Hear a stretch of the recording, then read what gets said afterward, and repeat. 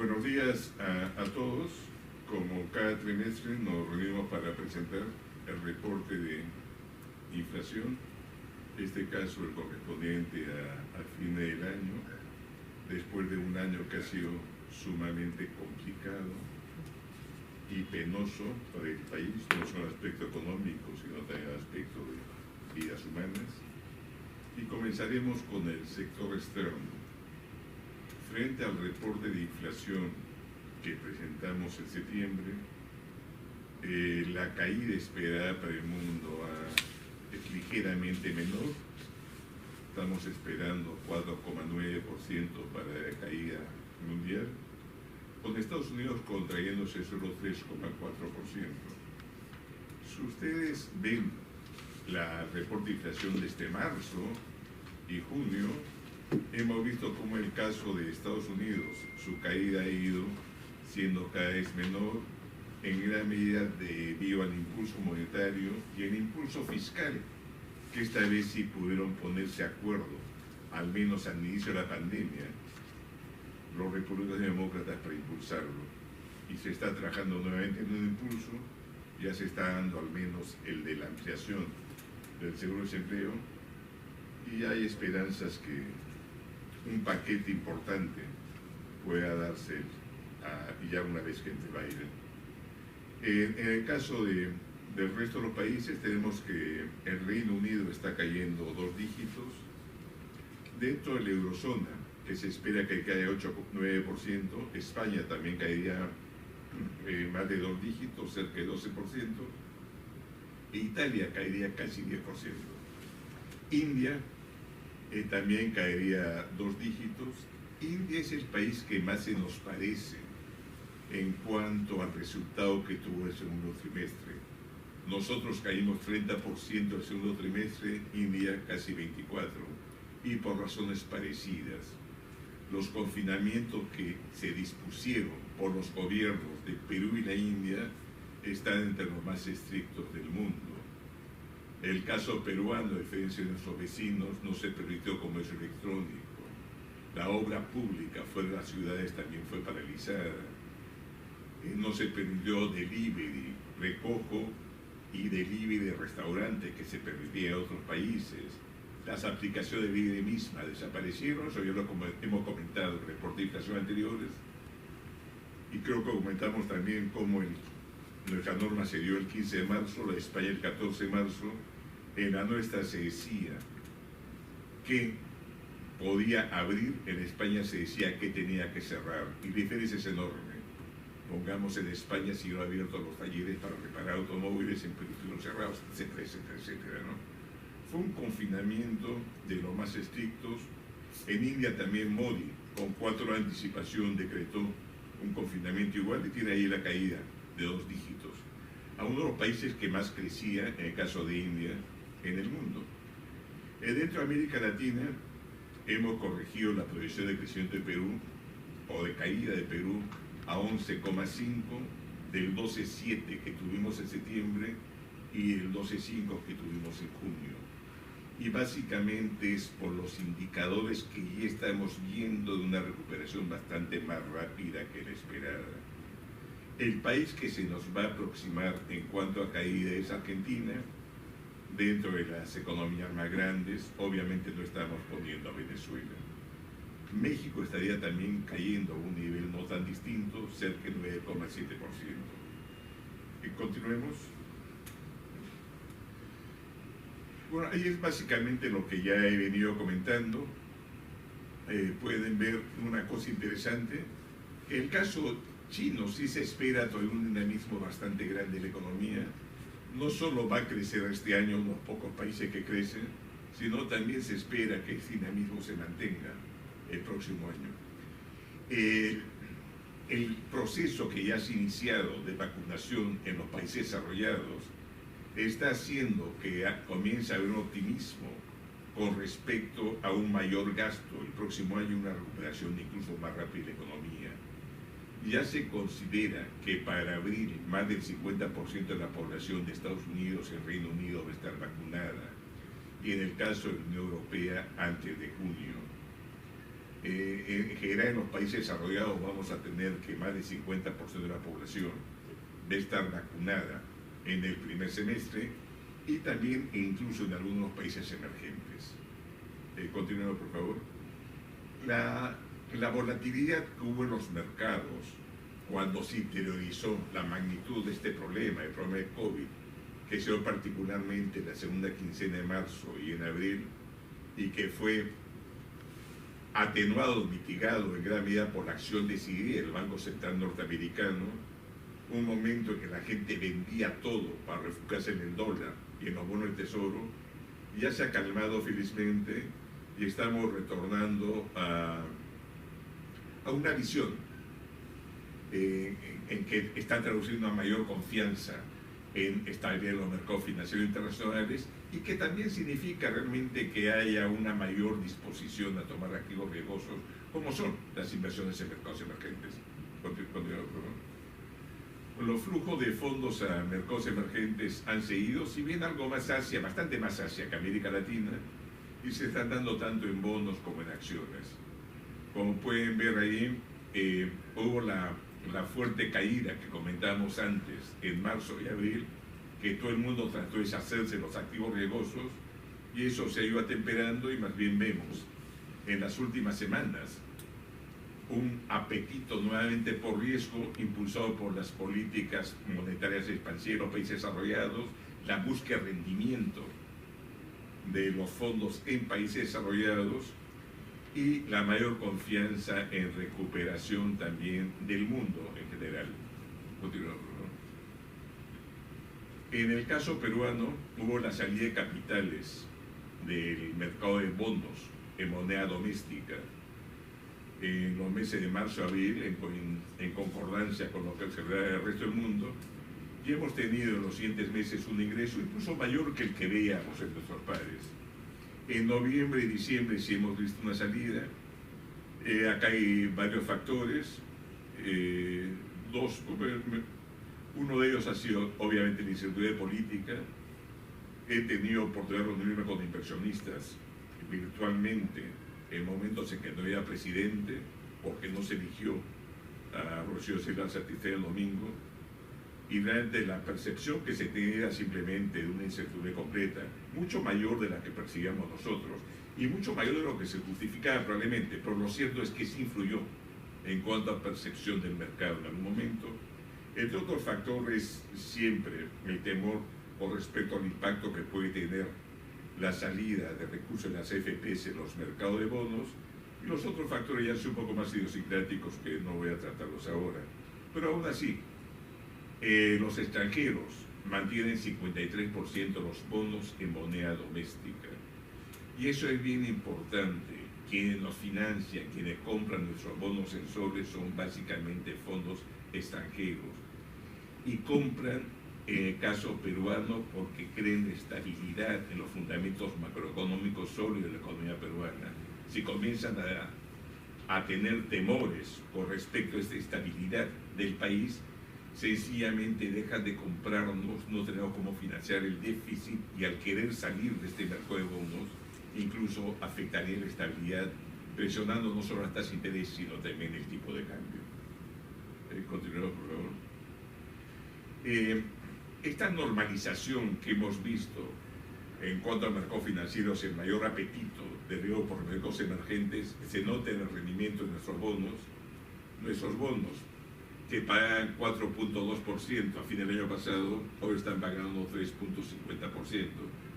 Y hemos visto en los últimos días que toda la curva, incluyendo la de plazos más largos, se ha reducido sustancialmente en cuanto a rendimiento. Los precios de estos bonos han subido, ha bajado el rendimiento. Puede verse allí que, a excepción de Chile, nosotros tenemos la tasa más baja a la que nos financiamos en moneda local, en soles, en los mercados internacionales. Incluso puede verse en los últimos días como Perú tiene una mayor corrección que en Chile, donde más bien se experimenta, se ve una subida en el bono a 10 años en las últimas semanas. Continúa, por favor. Fitch nos nos cambió el outlook, la perspectiva de la deuda de estable a negativa, pero es la única agencia calificadora que lo ha hecho. Moody's, Standard & Poor's la mantiene la calificación estable. Y hay que recordar que a pesar de esto de Fitch, a la mayor parte del resto de países de la región que emiten le han bajado también la perspectiva de estable a negativa, y en unos casos incluso le han bajado la calificación, como puede verse ayer el caso de Fitch a Chile, en el caso de Fitch a Colombia, en el caso de las 3 calificadoras a México, que le han bajado un peldaño en cuanto a su calificación crediticia. Todavía seguimos estando entre los 2 países de la región que tienen mejor calificación crediticia, y eso sí hay que mantenerlo. Eso nos ha permitido realmente no solo poder tener acceso a los mercados capitales en los momentos que se precisan, como son el caso de una pandemia o podría ser el caso de un desastre natural, sino incluso endeudados a tasas bastante bajas. Continuemos, por favor. Este apetito por riesgo y esta percepción de un crecimiento mayor también está traduciendo el precio de commodities. Es interesante ver cómo el precio del cobre se ha ido recuperando fuertemente y está en este momento, ha crecido más de 25% en lo que va del año. Incluso si uno ve su precio ahora, $3.60 la libra, está bastante por encima del precio que hemos tenido en los últimos 10 años, que en promedio ha sido $3.07 por libra. Esto es no solo por la recuperación de China, también está detrás de las expectativas de un plan de Biden fiscal importante, tal vez no el plan verde que anunció en su campaña, que iba a ser muy intensivo en cobre y en metales básicos, pero sí el plan de infraestructura, donde parece haber acuerdo entre demócratas y republicanos y que también impulsaría metales básicos. Y por último, además de Estados Unidos y China, tenemos realmente que este mismo apetito por riesgo, esta búsqueda de rendimiento, está haciendo que si se espera que un commodity sube de precio, la gente comienza a comprar este commodity porque le rinde más que las tasas de casi cero que obtiene Estados Unidos o negativas que tiene Europa, Suiza, Japón, etc. Y hemos visto cómo los contratos no comerciales, no vinculados a la compra patrocinada del cobre han venido aumentando en las últimas semanas, presionando al precio del cobre hacia arriba. Las perspectivas, sí estamos tomando mercado de futuros, pero tal como se están vendiendo las cosas, el precio del cobre el próximo año incluso puede regresar a niveles que hemos visto solo en los mejores momentos. Ya actualmente el precio del cobre de ahora está superando el precio que teníamos hasta febrero de 2013. Desde febrero de 2013 nunca hemos tenido un precio tan alto como el que tenemos ahora. Continuemos, por favor. Esto está haciendo que la balanza comercial que estamos proyectando para el próximo año tenga un superávit comercial de 13.200 millones, casi 13.300. Y nunca hemos tenido un superávit comercial tan alto como este. Los superávit anteriores en los momentos de precio de commodity más altos, de boom de crecimiento, no han llegado a los $10.000 millones. Este es el más alto que tenemos. E inclusive en 2021 lo estamos haciendo con precios futuros hoy.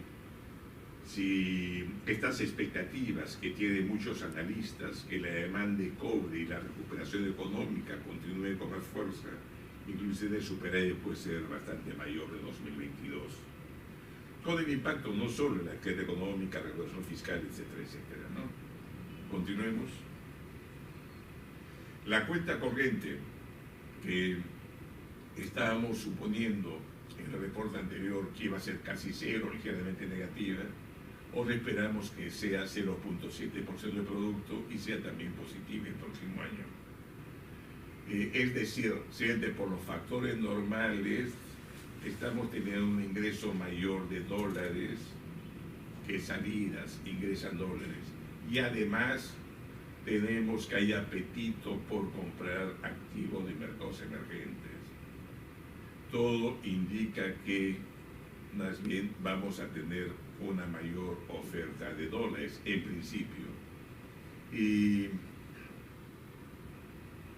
creo que es importante señalarlo. Además, son esfuerzos que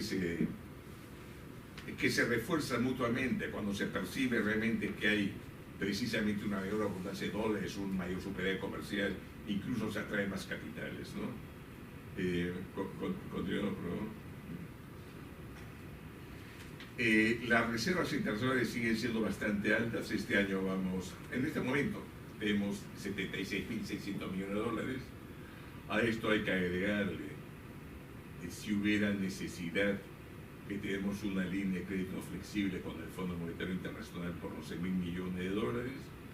O sea, estamos realmente en cuanto a cobertura de reservas sobre deuda de corto plazo, déficit cuenta corriente, casi cualquier medida, una posición sumamente sólida. Hay un reciente informe de esta semana de un banco de inversión, no menciono el nombre del banco de inversión, o nos coloca junto a Taiwán, Israel, China y Rusia como los 5 países con mayor solidez macroeconómica, en parte por estos factores que estoy mencionando ahora. Continuemos, por favor. Vamos a la actividad económica nacional. La recuperación ha sido bastante más rápida de la que esperábamos, incluso nosotros. En parte creo por la política monetaria que ha sido sumamente expansiva desde el primer momento de confinamiento, y eso lo estamos agregando este octubre, el impulso que viene de la inversión pública. Pueden ver ahí Perú frente a los otros países como tuvimos de lejos la mayor caída del confinamiento. Hay que recordar, y lo dije en el reporte de inflación anterior, que la población ocupada en Perú cayó 40%, en Chile, en Colombia cayó solo 20%, en Brasil cayó solo 10%. Fue un confinamiento realmente que hizo que la economía se derrumbara. Felizmente, en parte por medidas tomadas, el tejido empresarial se ha mantenido y la recuperación ha comenzado a darse ya con fuerza. Con esto no quiero dar la impresión de que estamos bien. Obviamente estamos todavía por debajo de la pandemia. Lo único que digo es que la recuperación viene siendo más rápida e inclusive en los últimos meses más rápida que en otros países. Continuemos, por favor. Y esto se puede ver, pongamos en septiembre. No está la cifra, Perú cayó menos del 7%, Colombia cayó más, Argentina cayó más. No sé por qué no pusieron los números acá, como si la gente pudiera identificar los números por las barras. Pero bueno, y ya estamos cayendo en noviembre de 3,8%. O sea, nuestro nivel ahora está menos de 4% el nivel que teníamos en octubre del año pasado. Es una recuperación bastante rápida. Frente al 40% que caímos en abril, estamos cayendo ya menos de 4% en octubre, y noviembre pinta bien. Continuamos, perdón.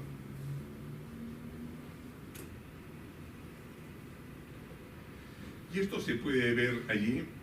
La recuperación está siendo rápida. En nuestra proyección estamos teniendo que alcanzamos el nivel prepandemia en el primer trimestre de 2022. Si las cosas van bien, inclusive puede ser antes. Los bancos de inversión, los analistas en general dentro de la diversidad de países de América Latina, están considerando que probablemente Chile y Uruguay puedan recuperar el nivel prepandemia el 2021, al fin del 2021, y Perú y Colombia en 2022, Perú antes que Colombia.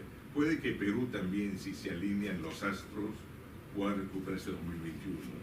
Y alinearse los astros es que se mantenga la solidez macroeconómica, que no haya propuestas que pongan en riesgo esta estabilidad y lo logrado en el campo macroeconómico hasta ahora, que obviamente el Instituto de Política de las elecciones que siempre va a haber, esperamos que no tenga tanto efecto, Y obviamente que las vacunas no se retrasen más allá de lo que esperamos, ¿no?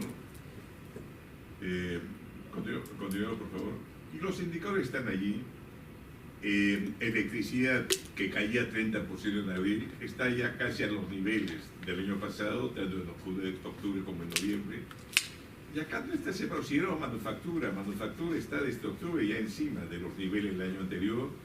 Lo que está cayendo al resto, y resto que tiene que ver mucho con la oficina. Nosotros mismos en el Banco Central tenemos que la gran parte está trabajando en teletrabajo remotamente, uso de aire acondicionado, luz, etcétera, consumo eléctrico bastante menor, y lo mismo lo vemos realmente en oficinas a lo largo de toda la ciudad. Pero estamos ya frente a los mismos niveles del año pasado, después de haber caído 30 y 25% en abril y mayo. Continuemos, por favor. El consumo interno de cemento viene creciendo a tasas cercanas al 10% ya por 3 meses, septiembre, octubre y noviembre. En septiembre 9,7%, en octubre y noviembre encima de 11%. Simplemente para darles una indicación, este dato de consumo de cemento, más lo que tenemos de inversión pública en noviembre, ya está asegurando un crecimiento de 2 dígitos para el sector construcción en noviembre. Es bastante importante. Incluso si pudiera regresar a la parte anterior, para hacer un comentario, miren ustedes, inclusive con el nivel logrado en octubre, regresamos incluso al anterior 3,8, el nivel logrado en octubre de caer el producto de 3,8, ese nivel, incluso si se mantuviera constante, ya no creciera nada, este mayor aforo, esta mayor recuperación de gasto que se viene dando, se queda estancada, el crecimiento el próximo año sería superior a 10%. O sea, el creer realmente que sencillamente estamos exagerando en algunos números que presentaremos luego, creo que es no ver de dónde estamos partiendo. Estamos partiendo de un nivel en que si se mantiene, ya está asegurado un crecimiento de 2 dígitos. Obviamente muchas cosas pueden pasar, nadie lo niega, pero un escenario bien conservador, casi el más conservador que podría tenerse, es que el nivel se mantiene. Regresemos a lo anterior. Y podemos seguir, si bien acá hay corroborantes electrónicos, es cierto que están en una mayor cobertura, podemos ver que frente a la caída de abril de 46%, 38% en mayo, 17% en junio, ya tenemos 3 meses de crecimiento este agosto, y en octubre está creciendo 10,9%. O sea, todos los indicadores apuntan a una recuperación rápida. Continuemos, por favor. Este también es un indicador, nunca hemos tenido el nivel de pagos digitales que estamos teniendo ahora. Obviamente eso está contaminado como indicador de actividad económica, porque estamos utilizando más pagos digitales que antes, por mayor comercio electrónico, etc. Pero aún así, la señal de recuperación ahí es bastante visible. Continuemos, ¿no? Vamos ahora a nuestras cifras de PBI. Frente al reporte de inflación de septiembre, lo que ha mejorado fuertemente es el PBI no primario, el que depende de demanda interna, el que está ligado, el más intensivo, el que está ligado más a consumo, a gasto de inversión, a recuperación de la actividad económica interna. El PBI primario, que antes se esperaba que cayera solo 7%, ahora esperamos que caiga 8%, básicamente por una mayor caída en medida metálica frente a lo que tendrá en septiembre. Y esperamos una recuperación en 2021 de 14,4%, que este crecimiento continúe en 2022 en 4,8% en el caso de minería metálica. En el caso del PBI no primario, que incluye manufactura, comercio, servicio, construcción, está antes considerado que caía 14,4%, ahora considerado que cae solo 12,4%, 2 puntos menos. Y tiene que ver por una menor caída de construcción, dado el dinamismo que comenzamos a apreciar en los últimos meses. En septiembre esperaron una caída de 22,2%, ahora de 15,6% en construcción. En servicios antes se esperaba 12,3% de caída, ahora esperamos 10,6%. Y el próximo año esta recuperación continúa. En el caso de servicios, esperamos ahora un crecimiento de 9,5 frente a 8,2 que esperamos antes. Los que sí están sufriendo todavía, si bien el número de desaparición ahora es menor, caía menor que la que teníamos antes, son alojamientos y restaurantes. Antes esperábamos que cayeran 58%, han caído 55%, pero en 9 meses. Ahora esperamos que caigan 50,2%, y en transporte pasa algo parecido, donde pesa más el transporte urbano. Continuamos, por favor. Una cosa interesante es cómo se viene también disminuyendo la caída de puestos de trabajo formales. Los puestos de trabajo formales que habían caído 8,5% en mayo, en octubre, y esto es casi como un censo, el dato de planilla electrónica, está cayendo solo 4,3%.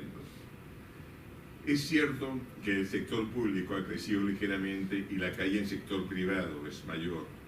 Está en 7,1 la caída del sector privado de empleos formales.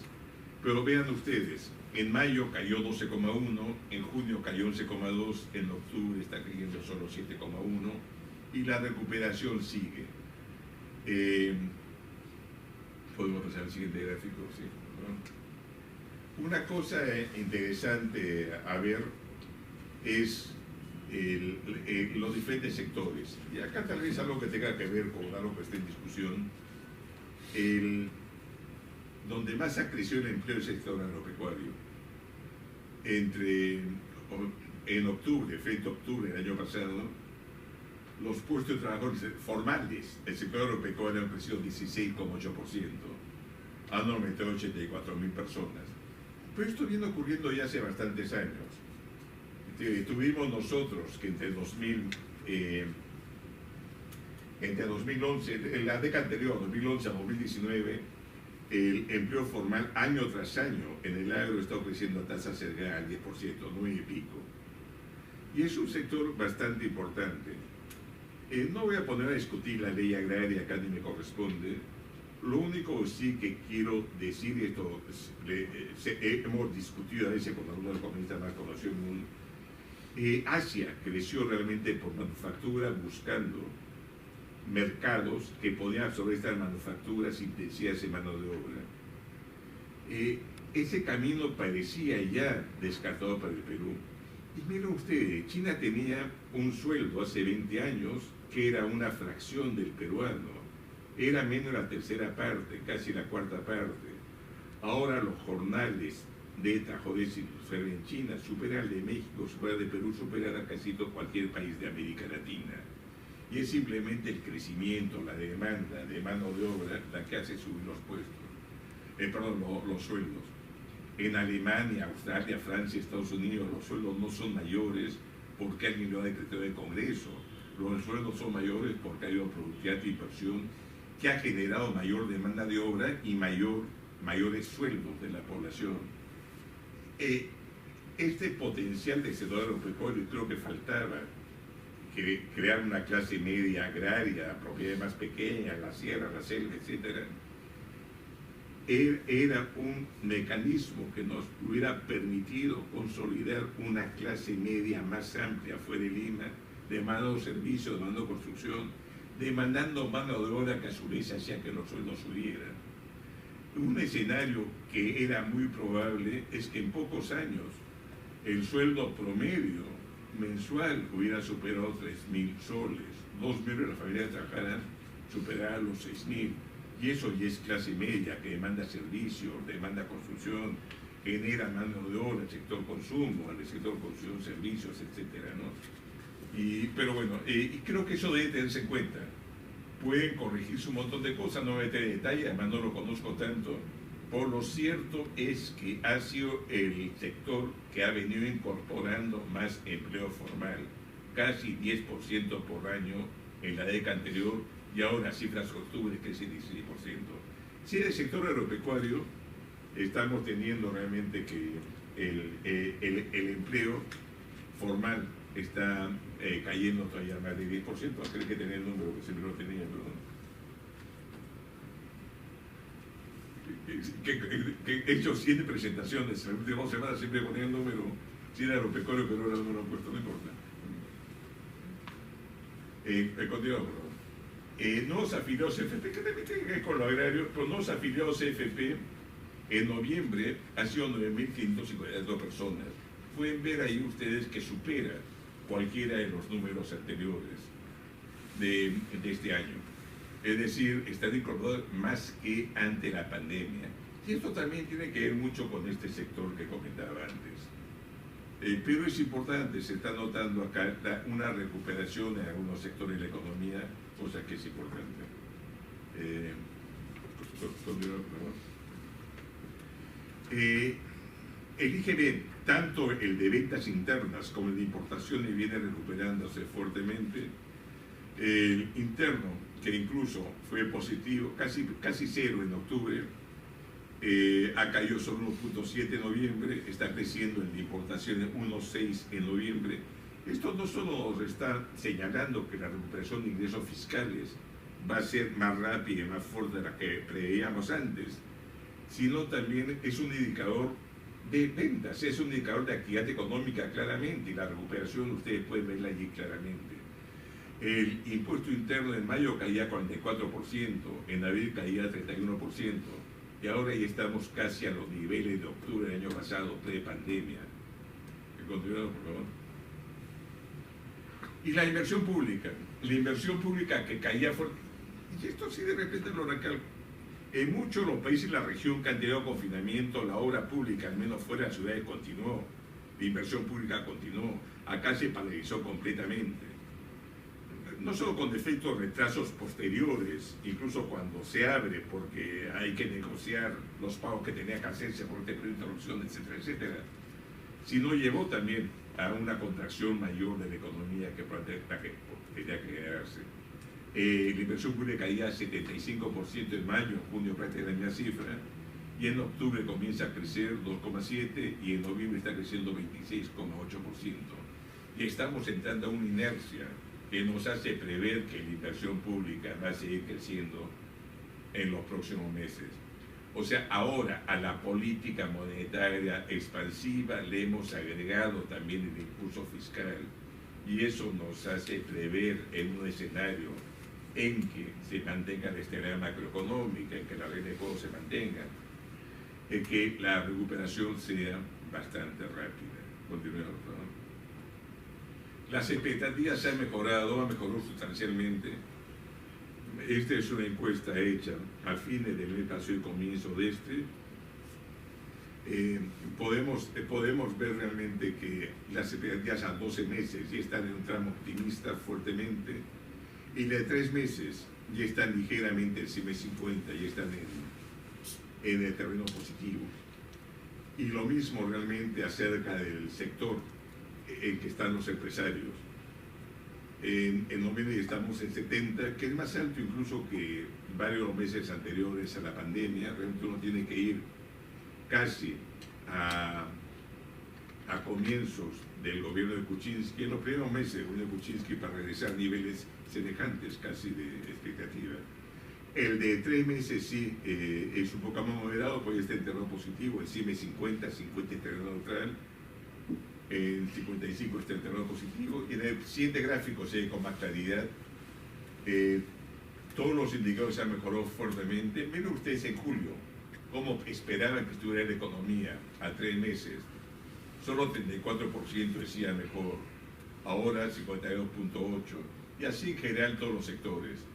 Incluso contratación de personal a 12 meses, antes está en terreno positivo, perdón, en terreno negativo en julio, 47,4%, en octubre está en 55%, en noviembre en 57,1%. A 3 meses todavía está en terreno negativo, sigue mucho mejor que en julio, pero a 12 meses ya hay expectativa positiva. Y lo mismo con respecto a inversión de su empresa. Si va a realizar proyectos de inversión, estaba en terreno negativo en julio, ahora está en terreno positivo, 60, mayor que incluso que octubre. A 3 meses todavía está en terreno negativo, pero mucho mejor del que estaba en julio, 48,3 frente a 35,1. Uno podría seguir con cada sector. las expectativas están siendo bastante más positivas. Esta es encuesta a fin de noviembre, después de todo el ruido político que hubo en noviembre, y que es importante señalarlo, ¿no? Por favor. Ahora, yendo por el lado del gasto, la demanda interna, que antes pensábamos hace 3 meses que se contraía en 12,3%, ahora creemos que se contrae solo en 10,7% y crece 10,2% el próximo año, frente al 9,5% que esperábamos, con el consumo contrayéndose en 9,8%, menor que el reporte de septiembre, y creciendo 8,8% el próximo año. La inversión privada, que antes esperábamos que cayera 28,5% en septiembre, ahora esperamos que caiga 20%, dada la recuperación de importación de bienes de capital y dado lo que estamos viendo en construcción. No he puesto acá los indicadores de importación de bienes de capital, pero en octubre la caída fue menos de 3% frente a octubre del año pasado, perdón, octubre del año pasado, y ahora en noviembre la importación de bienes de capital es cierto que es un poco más de 10%, pero mucho mejor que la que teníamos en los meses anteriores. O sea, inversión privada está yendo bastante mejor de lo que esperábamos. Y esperamos que crezca 17,5% el próximo año. Este 17,5% es inferior al 20% que decíamos antes, pero el nivel de inversión privada que se llegue va a ser mayor, dada la menor contracción que estamos teniendo este año. Y la inversión pública, sí, también hemos reducido la caída esperada. Antes esperado 19% de caída, ahora 18%. Hay que recordar que los primeros 9 meses ha caído 34%. O sea, el que no caiga tanto es básicamente el impulso que estamos teniendo en los meses de octubre, noviembre y esperamos diciembre. El próximo año hemos corregido hacia arriba, da esta inercia, esta fuerza que ya viene arrancando la inversión pública de 11 a 14% de crecimiento. Las exportaciones están cayendo menos en volumen de lo que esperamos, el reporte de hace 3 meses, y las importaciones también. Estamos esperando, bueno, ya mencioné las cifras, que caigamos 11,5% este año y crezcamos 11,5% el próximo. Con esto obviamente no llegamos al nivel de, aunque sea 11,5%, en los dos casos no llegamos al nivel pre-pandemia porque la base es menor. Si, es fácil explicar, si hubiera caído el PIB 20% y crece 20%, sería 20%, 80%, 96%, está en los 4% por debajo, ¿no? Acá obviamente la caída es mucho menor, pero ilustra la idea. Continúa, por favor. La inversión privada, ya mencioné las cifras, la inversión minera está cayendo más fuerte este año, la que esperábamos, en gran medida porque tuvo que paralizarse la ampliación de varias minas que vimos durante este confinamiento. Y más bien la inversión no minera está cayendo solo 18,1%. El próximo año esperamos que la inversión minera crezca 29%, llegando a los niveles de crecimiento de la inversión privada total 17,5%. Vale la pena señalar, y está en el recuadro abajo, que la inversión no minera es bastante más grande que la minera, ¿no? Casi 6 veces y pico, casi 7 veces. La inversión pública, ya lo hemos señalado, el primer semestre cayó casi 40%, el segundo semestre esperamos que caiga ligeramente menos de 5%, y nosotros caído 18%, y que el 2021 crezca 14%. Que es una cosa bien importante, y lo vamos a ver después. El ahorro interno, y esto es algo para unas medidas que estamos tomando, el ahorro interno va a ser bastante alto este año, 23,9%. Comparen ustedes al año pasado 16,9%, el 2013 13,8%. En gran medida porque el consumo ha caído mientras mucha gente mantuvo su ingreso, particularmente del sector formal y otros factores. Incluso el tercer trimestre hemos tenido una cifra excepcional de ahorro privado, 26,4% del producto. Es el nivel de ahorro privado más alto en 30 años. ¿Qué significa esto? Que si conseguimos que este ahorro se canalice a gasto, eso puede ser un efecto dinamizador de la economía bien importante. Y en eso estamos trabajando. Algunas medidas que anunciaremos el lunes van en ese sentido, que son básicamente promover créditos a más largo plazo, particularmente crédito hipotecario, porque creemos con este ahorro, incluso con lo que van a sacar de FPs, con lo que vemos que han crecido depósitos de personas naturales en el sistema financiero que han crecido 20%, hay una masa de recursos que van a querer gastarse, que no han podido gastarse por la gente no ha salido, no ha viajado, etcétera, etcétera. Y en algunos casos creemos que pueden servir para la cuota inicial y impulsar de esa forma el crédito hipotecario, agregando así un motor más a esta recuperación económica que señalábamos. Pero es una cifra excepcional. O sea, segundo trimestre del 90, con gente en pánico, temerosa de gastar, ganó un candidato que asustó a gran parte de clase media. Salió una hiperinflación, nadie sabía qué pasaba, la gente retrae su consumo. Estamos a esos niveles, el mayor en 30 años. Pero continuemos, que voy a entusiasmar. El déficit del sector público lo hemos ajustado a la baja. Antes esperábamos 9,2% de déficit, en gran medida por la mayor recuperación de ingresos fiscales. Ahora esperamos 8,6% este año y 4,4% el próximo. Obviamente estamos asumiendo que las medidas más que desequilibren más las cuentas fiscales no terminen dándose, si hay un Congreso hiperactivo que no le interesa la estabilidad económica del país, obviamente esta situación podría ser distinta. Y el déficit esperamos que se condene a 4,4, sea 4,4 el próximo año y 3% en 2022. El reporte hace 3 meses pensamos que el déficit era 5,1 el próximo año. Y ahí pueden ver, es básicamente el déficit origina en gran medida por contracción de ingresos fiscales. Los ingresos fiscales caen 17,8%, esperamos que crezcan 17,4% el próximo año.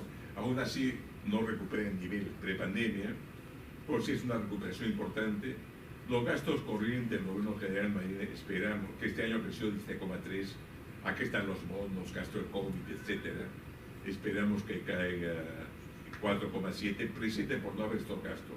A pesar que obviamente va a tener que haber un gasto de vacunas. De todas maneras, esperamos que tenga que haber en este año, ¿no? Y la inversión pública más bien sí crecería fuertemente, 16,8%. Es bien importante señalar, en los estimados que tenemos el multiplicador de gasto corriente está ligeramente abajo de 1, en la inversión pública está encima de 1,5 veces. En la publicación del monitor fiscal que sacó el Fondo Monetario en octubre, con un multiplicador que dan para la inversión pública, en condiciones como estas, en que estamos bastante por debajo del nivel de producción potencial, la octubre era 2,6 veces. Ahora la inversión pública, cuando la demanda privada no se ha recuperado plenamente, tiene un efecto multiplicador bastante más grande. Y felizmente estamos notando este octubre que eso se viene dando. ¿Continuamos? El año pasado teníamos dentro de los países medianos y grandes de la región la deuda pública más baja como porcentaje de producto, 26,8, no sé, Chile con 17,9, algunos países pequeños como Paraguay tenían menos. Este año vamos a llegar a 35,1% de producto. El déficit aumenta, como dije, básicamente en gran medida porque hay ingresos fiscales, y segundo, el denominador, acá el PBI está cayendo 11,5%. El próximo año el denominador aumenta y el déficit es menor. Por eso también la deuda pública como tal de producto cae y se mantiene estable en esa perspectiva en 2022. Pero creo que lo esencial, continuamos. La tasa de interés, como os he dicho, tanto desde el confinamiento la bajamos a los 15 días, cuando se prorroga la bajamos a 0,25. Fue la tasa más baja en en ese momento. Ya Polonia, Israel y República Checa, Polonia y Israel tienen tasa de 0 puntos, no se ha igualado, meses después República Checa 0,25. Sigue siendo la tasa más baja en América Latina, una tasa a la que no hubiéramos podido aspirar nunca si no hubiéramos tenido la credibilidad y la estabilidad macro que reconocen los agentes económicos. La mayor parte de los países emergentes no pueden darse el lujo de reaccionar con una política contracíclica tan agresiva, precisamente porque no han tenido el tiempo de construir la credibilidad o la oportunidad de construir la credibilidad. Frente a la expectativa de inflación, la tasa es negativa, en menos 1.43, y la política está siendo terrible, bastante expansiva. Continuemos. Esto se trata no solo de la tasa de interés, sino también de inyección de liquidez que hemos hecho, bastante grande. El pico anterior que vemos es por política. Miren ustedes, 2008-2009 fuimos agresivos, pueden ver ustedes ahí la línea roja inicial. La otra tiene que ver porque desdolarizamos, dimos normas poniendo topes al crédito en dólares de los bancos. En momentos en que la moneda se depreciaba por hechos continuos, mayo de 2013, el anuncio del TEP, el retiro del estímulo monetario de Estados Unidos, segundo semestre de 2014, caída del precio del petróleo, agosto de 2015, depreciación del yuan chino. O sea, shocks sucesivos que hicieron que el tipo de cambio se depreciara más del 40%. Ahí crecieron depósitos en dólares y más bien nosotros no queríamos que crezcan de créditos en dólares. Entonces, frente a los dólares, le prestábamos soles para que pudiera crecer el crédito en soles y no en dólares. Pero ahora más bien son créditos garantizados, repo con crédito garantizado y otras operaciones que están haciendo crecer este balance. O sea, no solo hemos bajado la tasa de interés, hemos inyectado masivamente con el propósito de que el crédito crezca, y para que el crédito crezca tuvimos este programa de repo garantizado que tenemos luego. Esto ha hecho que la liquidez dentro de los países que se manejan prudentemente seamos el país donde la liquidez crece más fuertemente. Está creciendo a octubre 26,1%, Estados Unidos crece 24,2%, con su política también bastante agresiva. Brasil con su política bastante agresiva 16,6%. China con su política monetaria agresiva 10,6%. Estamos teniendo una política bastante expansiva, realmente bastante más expansiva que no solo que los países emergentes, serio, estoy hablando, es un país inflacionario obviamente, emite liquidez mayor, sino incluso que los países desarrollados en sus momentos más expansivos. Continuemos, por favor. Y parte de esto han sido los créditos garantizados, que ya han terminado para todos los efectos. Ahí se consiguió realmente colocar mediante la economía de subastas a tasas sumamente bajas, que en promedio fueron de 1,40%. De lejos frente a otros programas que hemos visto la tasa más baja, al menos de los países emergentes. Obviamente ha habido programas en Estados Unidos que no tengan que revolverse la plata, da lo mismo cuál sea la tasa, realmente, el PPP, probablemente usted conozca, ¿no? Continúa, por favor, porque casi...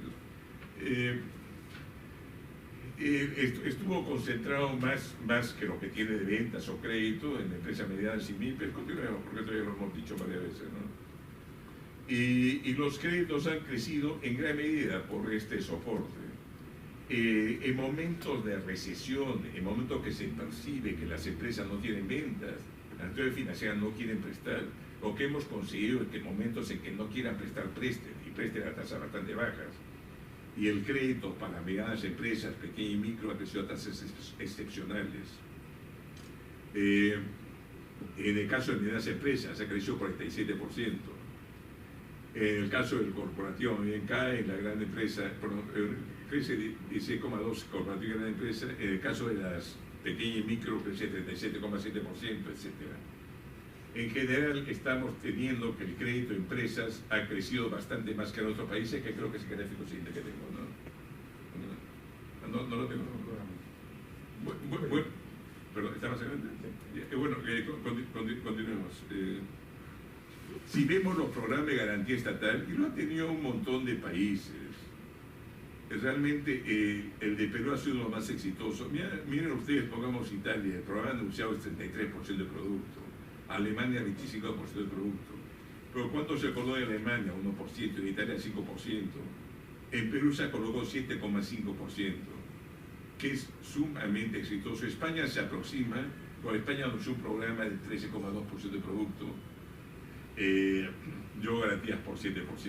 Y dentro de la región estamos bastante por encima de los otros, a pesar que algunos países habían anunciado paquetes más grandes. Y por si acaso los límites en muchos de estos son bastante mayores, ¿no? Pero bueno, continuemos. Y acá lo que me refiere al crédito de empresas privadas, que ha crecido mucho más que los países con políticas sumamente expansivas. Y voy nuevamente, Perú 24,3, Estados Unidos 14,3, China 12,4, la mitad de lo que ha crecido el Perú. O sea, realmente es una situación excepcional que ha permitido que las empresas contaran con la cantidad de trabajo que se ha permitido operar durante el confinamiento. Y que una vez que nuevamente la economía comience a operar, estas empresas estuvieran en pie y pudieran comenzar a producir rápidamente. Continuemos. Y el crecimiento del crédito que vamos a ver este año solo se compara realmente a los que teníamos hace 7 años, o al 2012, que crecía 15%, que la economía crecía más de 6%. O sea, para un momento en que la economía cae, que hay temor a prestar, que todo el mundo desconfía de que le pueda pagar el tercero, el que haya crecido ese nivel bastante alto. Y quería señalar las cifras. De repente, la mediana empresa, el crédito en 2018 la mediana empresa crecía 3,8%, en 2019 menos de 1%, en 2020 40,7%. La pequeña y micro, el crédito crecía 5,9%, en 2008 7,7%, en 2019 35,5%, en 2020. Y el crédito a familias es cierto que ha caído en el agregado, pero ya en octubre, por primera vez, después de muchos meses, hemos visto que el crédito de consumo ha comenzado a tener crecimiento positivo. Hipotecario sí viene creciendo, hace ya 3 o 4 meses, viene creciendo a tasas relativamente importantes. Y un punto de repente también señalar, sin reactiva, el crédito a pequeñas empresas en noviembre ya está siendo positivo. O sea, cuando los bancos comienzan a prestar sin ningún programa ya ligado a garantías, etcétera, es que la percepción que están teniendo a recuperación de la economía está siendo bastante más fuerte. Y eso ya se viene produciendo, si bien todavía uno puede decir tímidamente. Continuemos. Bueno, la tasa de interés ha bajado, en conjunto para todas las empresas, yo lo he comentado en gran medida. La tasa de interés de créditos hipotecarios han venido bajando, pero no reflejan todavía la reducción de tasas que hemos tenido, ni la reducción que ha habido en tasas en los bonos. Estamos tratando de impulsar esta reducción de tasas, en una medida las anunciaremos el lunes, que están ligadas en parte a suave tasa de interés, también a repos. Suave de tasa de interés porque los bancos en gran medida están líquidos y lo que les necesitan estar calzando frente a una posibilidad que la tasa de interés suba más allá del periodo hipotecario, del periodo de un crédito que pueda dar a empresas a plazos más largos, pero es uno de los sectores que podemos impulsar. También, por si acaso lo digo simplemente porque eso ya lo hemos anunciado, pero no se ha destacado, si bien hace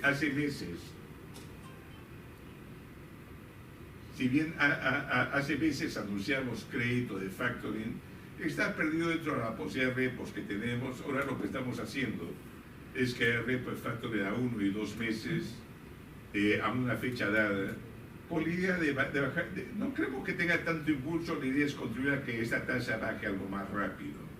Y ese es apoyo a pequeñas empresas una vez terminó reactiva. Continúa, por favor.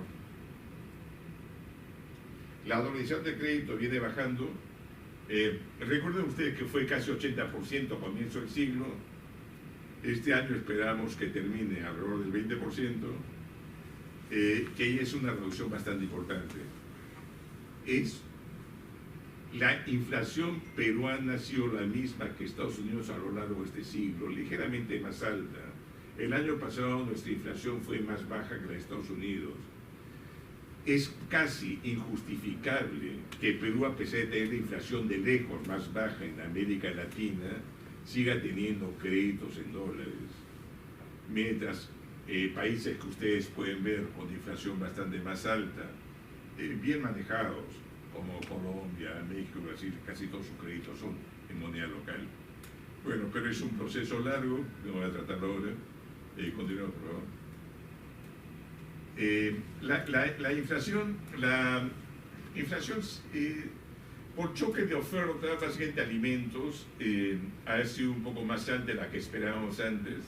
Esperábamos cerrar cerca de 2%. En los datos que tenemos de inflación hasta la segunda semana incluso están por debajo del 2%. Pues hay incertidumbre con respecto a qué pase con transporte en estas fiestas. No sabemos inclusive si tener un día no laboral les puede impulsar más viajes. Es difícil saberlo, lo sabremos recién cuando termine el mes. Pero de todas maneras esperamos que esté creemos que está ligeramente por debajo del 2%, pero hemos puesto 2% para este año. Y estamos esperando para el próximo año una inflación de 1,5% y 1,7% el próximo año.